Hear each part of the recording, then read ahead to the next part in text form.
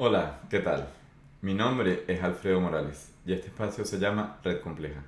Aquí vamos a hablar de sistemas complejos y sus aplicaciones para nuestra vida diaria, de forma tal de que podamos aprender a tomar mejores decisiones, entender mejor el mundo, entender de qué va más la complejidad social y dejar de sorprendernos constantemente por los eventos que pasan en el mundo, dejar de estar en una reacción, en una actitud tan reactiva frente a la realidad y frente a la complejidad e idealmente, bueno, en un futuro con el tiempo, poder transformar la complejidad como una fuente para conseguir leverage, lo que llaman en inglés leverage, en un futuro utilizar la complejidad más bien como un aliado para poder desarrollar mejores estrategias que sobrevivan y que crezcan incluso en dificultades.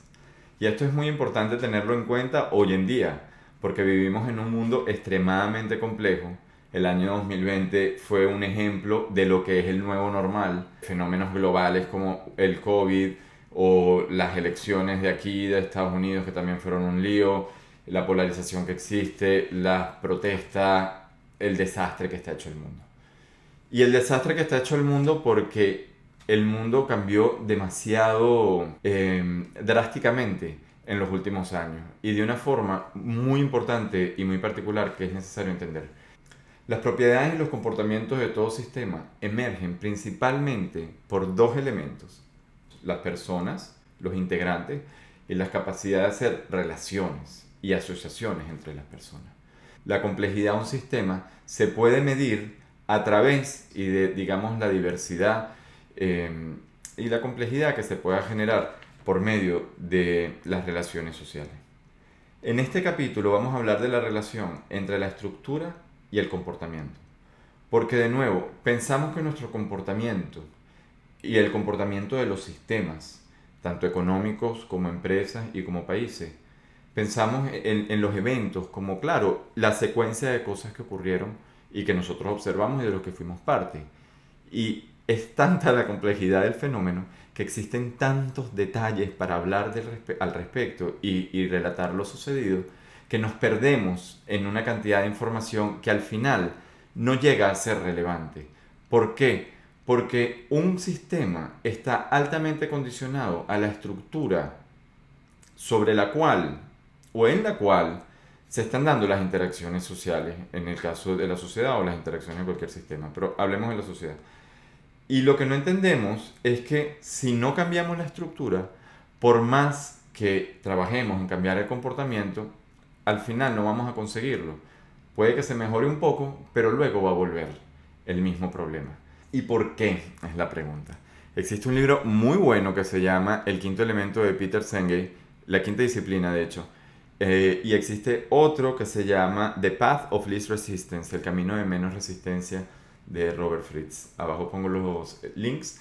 Y justamente explican cómo cuando en un sistema vemos, vamos a hablar de problemas, por ejemplo, que son cíclicos, no entendemos que es el mismo sistema que los está generando. ¿Y cómo hace un sistema para generar un problema cíclico? Bueno, por cualquier motivo, hay algo que está causando un problema. Lo que esté causando ese problema no es necesariamente lo evidente. Por lo general nosotros vemos el síntoma del problema. El problema es mucho más profundo, es mucho más complejo de lo que simplemente vemos que está ocurriendo. Pero existe en la cultura una forma muy inocente de resolver las cosas y es atacar el síntoma en lugar de buscar el problema originario. ¿Por qué? En primer lugar, el problema originario no es fácil de encontrar, necesita mucho trabajo. En segundo lugar, por lo general, las verdaderas soluciones requieren tiempo para poder ver los resultados. Existen unos retardos entre que se empieza a trabajar y se empieza a ver el resultado. Y las soluciones sintomáticas suelen ser mucho más rápidas. Una ayuda externa, elegir al vengador, por ejemplo, para unos problemas sociales mucho más profundos y mucho más delicados que culpar lo que hacen las dictaduras, de culpar a la gente de afuera, etcétera. Y muchas cosas que hay que ponerle bastante cabeza porque en nuestra propia vida a veces tenemos el momento en el cual tenemos que decidir entre una decisión que es importante pero difícil o una forma de ameliorarlo. Y si siempre vamos a la forma de ameliorarlo, nunca vamos a resolver el problema originario. ¿Y cuál es la cuestión? Que al trabajar en una solución que solamente ataca un síntoma, en primer lugar, no tocamos el problema originario, con lo cual él sigue creciendo y empeorando. Y en segundo lugar, creamos un sentimiento de seguridad falso. Nos da una capacidad de relajarnos un poco porque pensamos que estamos haciendo algo. Y por lo general, ese tipo de soluciones a veces mejora un poco. Al principio tú ves que existe una mejoría y tal, y por ahí te relaja. Pero ¿qué pasa? Que el problema originario sigue creciendo y en algún momento la realidad cachetea. Y mientras más se obvie y mientras menos se atenda a la realidad, más duro va a cachetear. Por eso es importante entenderla y por eso es importante estudiar, para poder actuar en consecuencia con la realidad, de forma que el mapa se acerque al territorio y no estemos alucinando aquí y hablando de fantasías. Estaba leyendo el otro día en ese libro del camino de menos resistencia, de Path of Least Resistance. Él hablaba de esta relación entre estructura y comportamiento, como la relación entre un terreno y un río. A través del cauce del río, correcto, fluye el agua. Si tú eliminas el agua o tratas de cambiar el agua de color, si tú no cambias la ruta del cauce del río, por más que elimines el agua y la vuelvas a poner, va a volver a seguir la misma ruta. Con lo cual, si queremos resolver problemas, tenemos que ir a la raíz. Y la raíz se encuentra generalmente en la estructura mental sobre la cual nosotros estamos haciendo decisiones, y ahí entra la discusión de mapa de territorio, la estructura del ambiente en el cual estamos operando. Porque existen cosas que de manera invisible condicionan al ser humano. Por ejemplo, la pobreza, y existen muchos estudios que lo demuestran, condiciona lo que una persona realmente cree que puede hacer o no hacer. El ambiente lo condiciona, el ambiente te dice ya de una vez la respuesta que tú vas a tener a tus preguntas, porque recordemos, como dijimos al inicio, existe un sentido de anticipación, y ese sentido de anticipación se crea a partir de una interacción que existe entre acciones y resultados de acciones. Entendiendo los resultados de acciones, la interacción entre aquello que yo hago y el ambiente, cómo el ambiente me responde, cómo el ambiente me dice si lo hice bien o si lo hice mal, si me da una recompensa o me da un castigo por X, Y o Z. Y el ser humano, las sociedades que tienen sus propósitos, que tienen el porqué de sus acciones, pues de cierta forma para conseguir su objetivo empieza a adaptarse, correcto, a ese ambiente. El primer propósito y el originario es la sobrevivencia. Sobre eso son formas de asegurar las cosas que aseguran la sobrevivencia. Recordemos la homeostasis y la capacidad que tenemos de nosotros de generar las condiciones que necesitamos para poder existir. Por otra parte, existe una cosa que es la red formal y la red informal. La estructura de una empresa, por ejemplo, la estructura de un país, la estructura de una economía, pues de manera formal se trata de diseñar, se trata de conceptualizar, de racionalizar y de describir y de clasificar y de poder tratar en un papel pues la complejidad de todo sistema a través de categorías, de posiciones, de departamentos, de sectores, de cosas que podamos nosotros delinear y decir, bueno, aquí están las diferentes partes.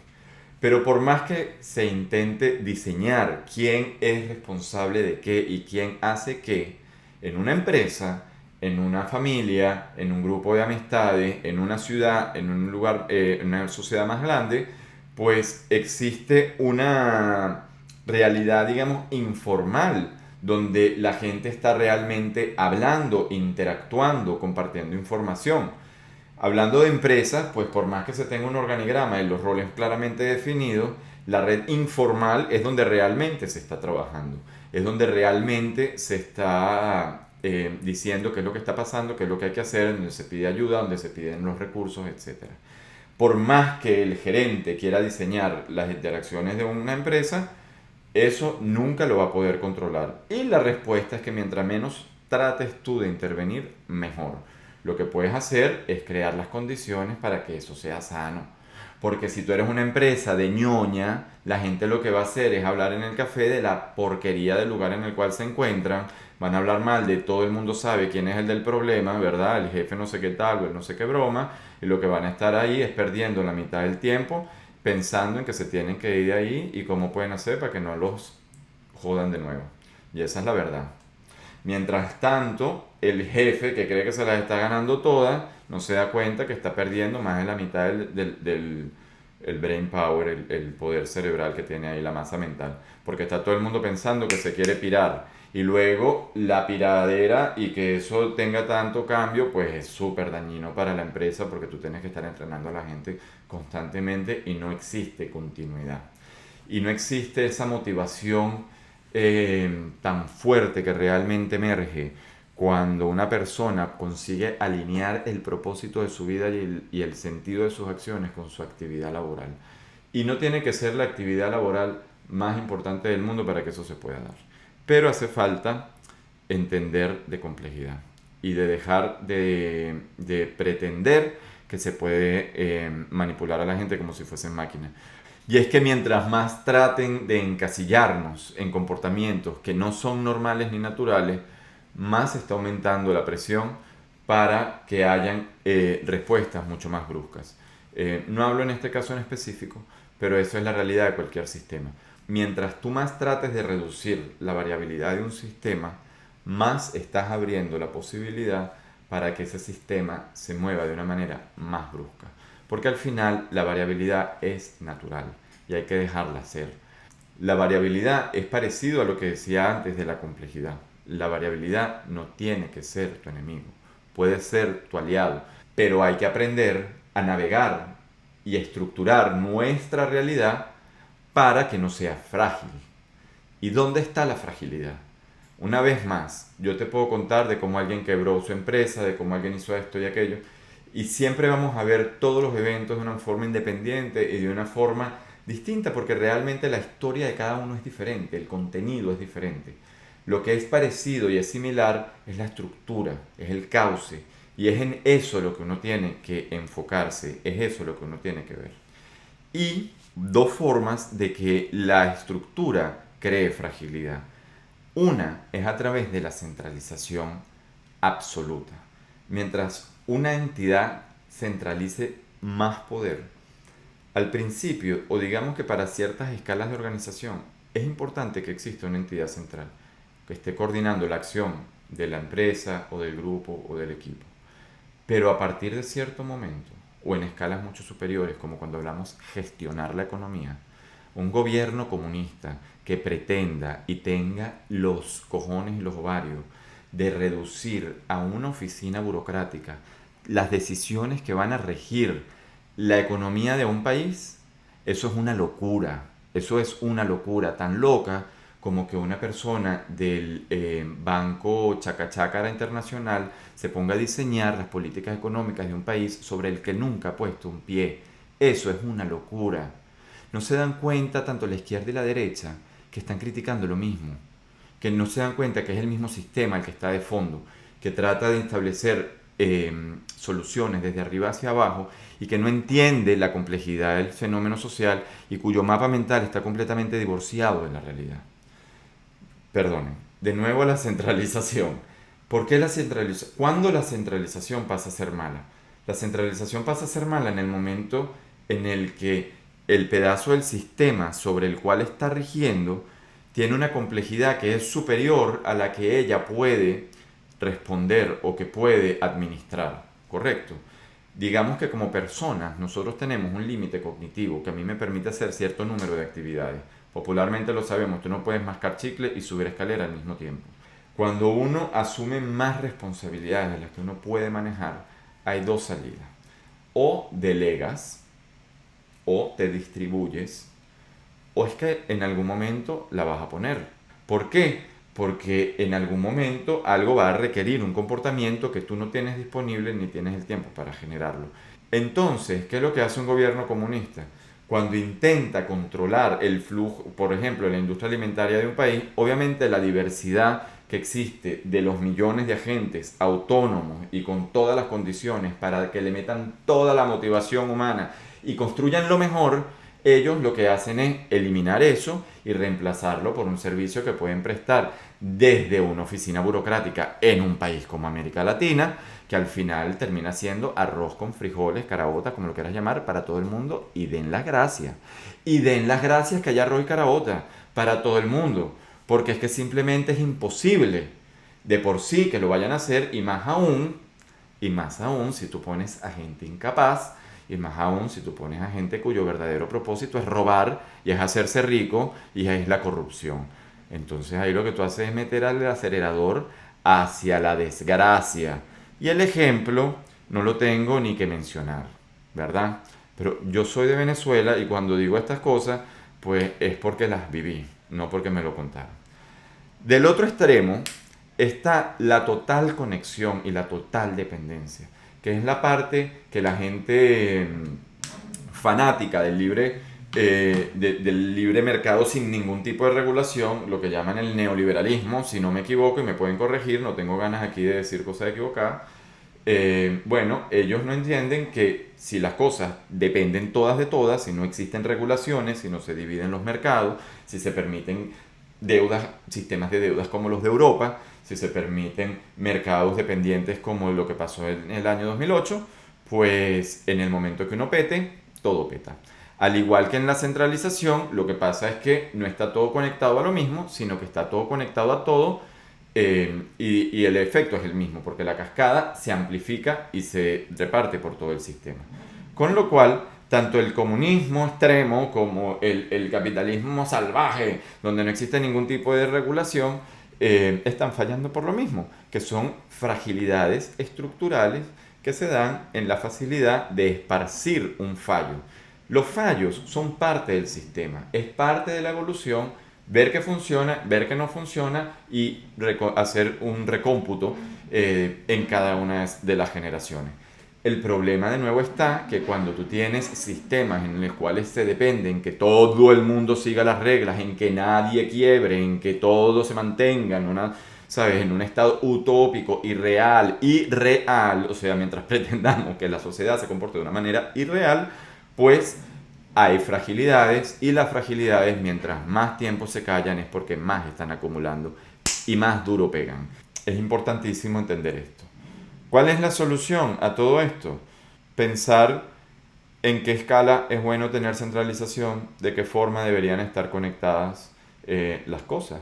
Y existían regulaciones, existía una cosa que se llama The Optic Rule, que no permitía que se hicieran varias ventas al mismo tiempo si el precio estaba bajando, no me acuerdo exactamente cuál es el mecanismo exacto, pero cuya función era mantener estabilidad. Y el mundo se ha desregulado bárbaramente desde el año 2000. Y es importantísimo entender que el mundo en el que vivimos es un mundo altamente desregulado y que en cualquier momento puede irse todo al cipote, o como lo quieras llamar en tu país. Es importante entender esto para reconocer a los vendedores de humo, ¿verdad? Lo que te están diciendo que ellos tienen la solución, que me pregunto cuánto tiempo habrán estado pensando en ella, y si mientras más lo piensen, imagino que hasta peor lo estarán diseñando. Lo mejor para un sistema complejo es no tocarle los ovarios o las nalgas, ¿ok? Lo mejor para un sistema complejo es dejarlo en paz, dejarlo que se gobierne a sí mismo.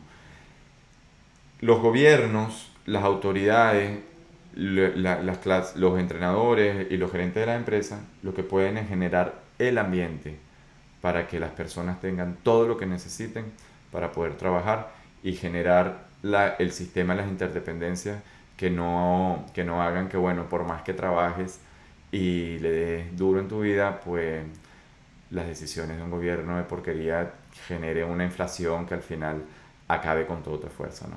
Entonces ahí tú ves cuando el estrés, por ejemplo, te lo está generando el mismo sistema. Y es parte de eso, estructuras y comportamientos.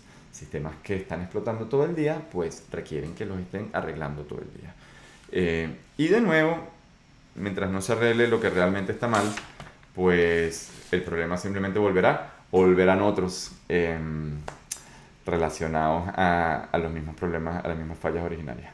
Así que bueno, muchas gracias por el tiempo y espero que este capítulo les haya gustado. Vamos a seguir haciendo esto todas las semanas. Los estamos sacando sábado, domingo, más hacia el fin de semana. Y bueno, nada, síganos en Twitter, @redcompleja. Mi nombre es Alfredo Morales, mi Twitter es AJ Morales Guzmán. También estoy en Instagram. Y hasta luego.